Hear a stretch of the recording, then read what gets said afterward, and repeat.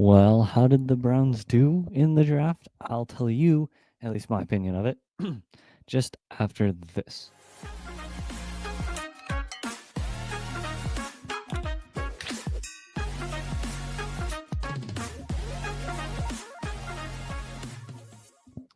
All right. Oh, can't get it paused.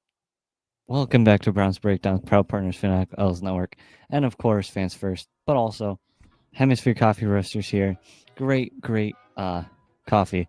Try them. You won't be disappointed. Thank you to them. If you use this referral code on screen right here, we get 15%. So wonderful coffee. Totally will recommend them. Go check them out as you will not be disappointed. But the Browns had a good draft, in my opinion. Just like a full, dumbed down. I think they had a good draft. I think they fixed a few spots. I don't know if it was perfect, but I think they did well.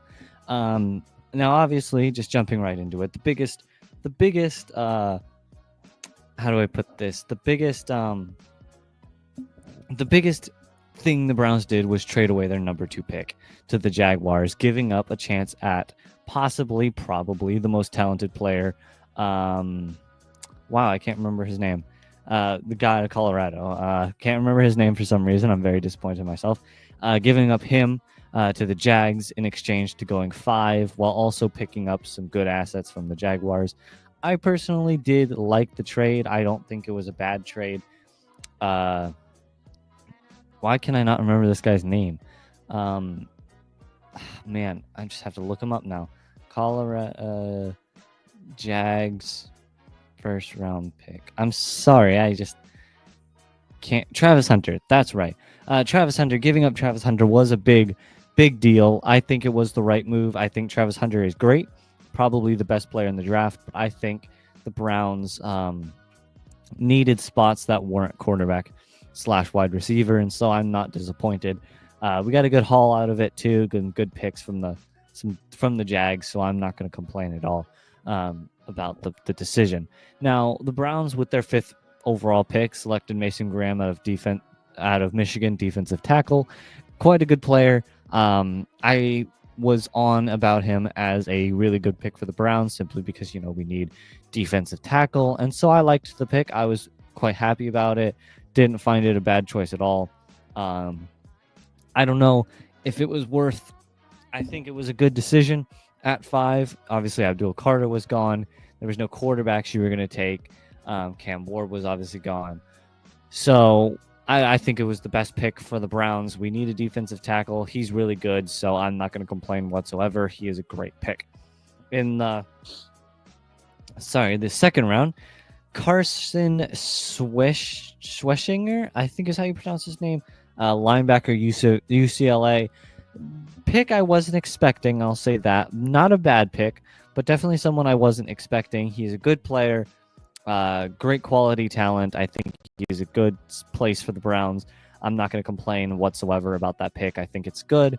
I don't know if it was perfect, but I think it was a good pick for the Browns. We need linebacker. That does put Jeremiah Owusu-Koramoah in question on whether he is where he's going to be for the next few years, because we obviously are looking now at linebacker because of that pick. So that kind of puts him in question, but not a bad pick at 33. It was pretty decent. Next up, we got Quinshawn Judkins out of Ohio State, running back at pick 36. Not a bad pick. I think this is kind of we drafted another running back, but we'll get to him later. This is kind of we don't know if we're going to bring back Nick Chubb pick. So I'm not surprised he's gone. He's picked with the Browns. I think the Browns are looking for a running back simply because, we don't know if Nick Chubb is going to be back. And other than Nick Chubb, who do we have? Jerome Ford isn't that good sometimes. There's a lot of problems with running backs. So this is not a shocker of a pick. I think there might have been better running backs at the time, but there's no reason to I don't think it was a bad pick at all. Looking at the next pick was Harold Fannin Jr., tight end, Bowling Green. This was round 3, pick 67. I was not expecting this pick. I'll say that. I was not expecting him to get picked. I think tight end isn't a bad spot. I think it's a good selection. However, You know, he's a tight end. I don't know what that means with our other tight ends, but not a terrible pick. I just wasn't expecting it. I would have thought something else, maybe another D tackle. We only drafted one, so I was thinking maybe another defensive tackle, offensive lineman. We didn't draft a single offensive lineman. I was thinking, maybe offensive lineman. Lots of people I was thinking, but definitely not tight end. Next pick was the big, big pick, and that's Dylan Gabriel, pick 94 out of Oregon, our first quarterback off the board for the Browns. Not a terrible pick. Again, the quarterback class was up in the air on if it was good or not. We had obviously Cam Ward, and then not very many quarterbacks go. Jackson Dart went, but overall, not a great quarterback class, but I don't think it's a terrible pick. Dylan Gabriel, I think he's an okay player, but at some point, you just have to go quantity over quality in your quarterback hunt. You can't just, at some point, your team, you just need to hunt for a quarterback, and it doesn't matter where you get them. You just need quarterbacks because eventually you have to hit, right? I mean, you're the Browns, so maybe never, but not a terrible pick. I won't complain. I'm happy with it. I think getting more quarterbacks is good. I think just slapping them all into training camp and just saying go wild, whoever does the best wins the starting job, is a great solution for this kind of bridge year while we figure out who we want to go for over these next few years. Dylan Sampson was our next pick at round 4, pick 126. Another running back. Again, running back was a big position for the Browns, especially considering Nick Chubb not coming back. And if he does, there's no guarantee he'll play the rest of the season, or play the whole season, because he might get hurt or whatever. Not a bad pick. The more running backs, the better. Running back is a brutal position. You often will get hurt, and so I don't mind taking them.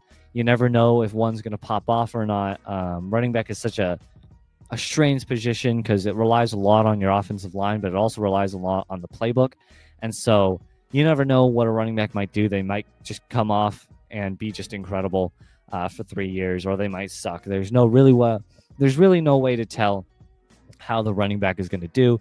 I'm not disappointed. I guess we'll get into this after, but not a bad pick. And finally, last pick was Shadur Sanders, pick 144, round 5. Again, like I said, quantity over quality.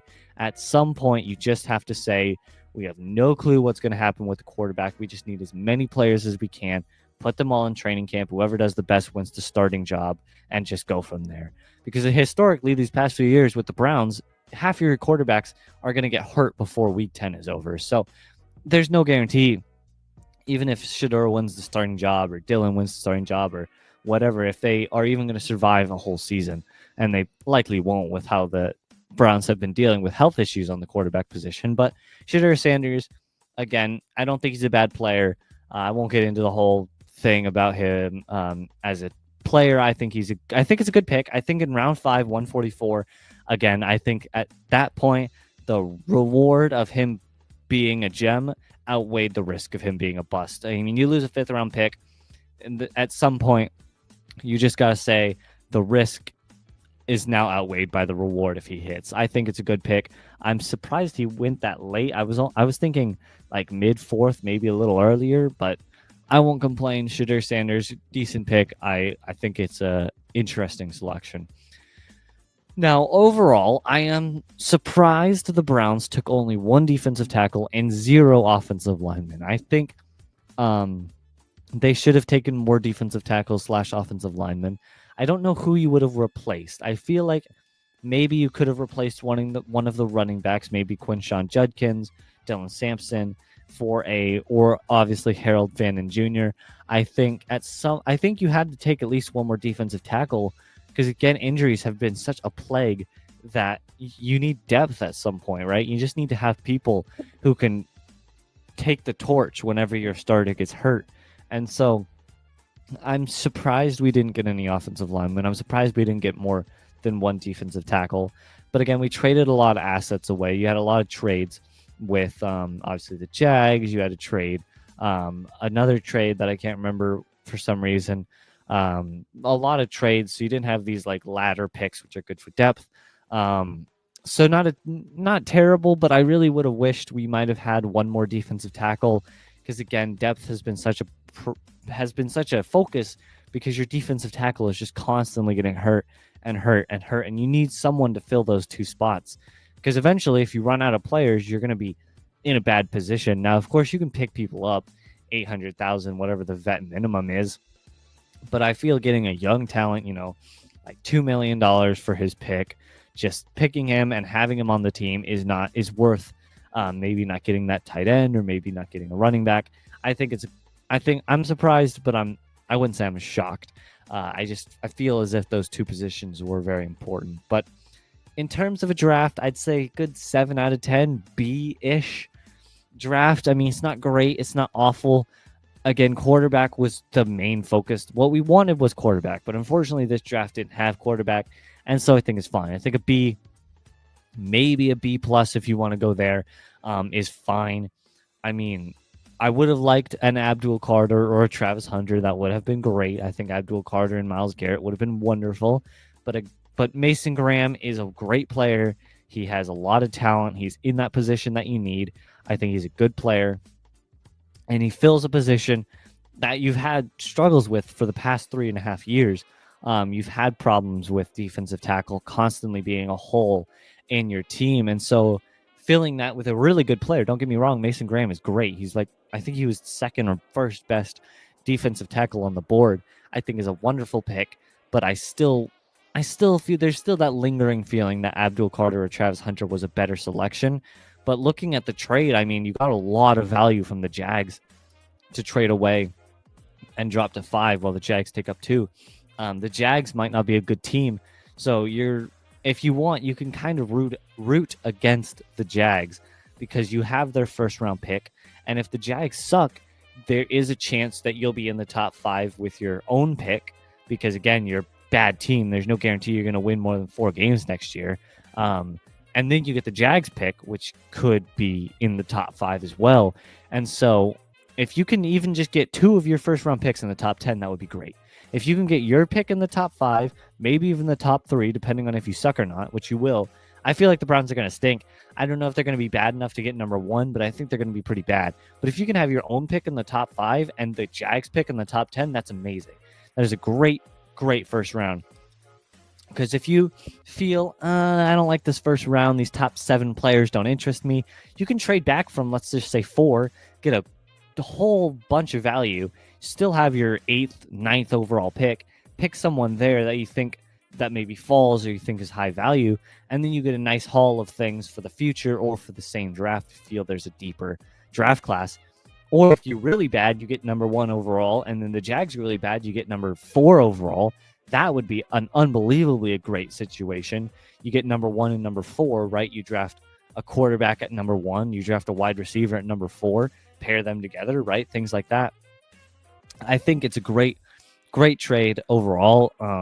I think the reward from the Jags, if they suck, is going to be a very, very good reward. I think it'll be a good trade overall. But, I mean, you have Arch Manning next year. I don't think he's going to come into the draft next year, though.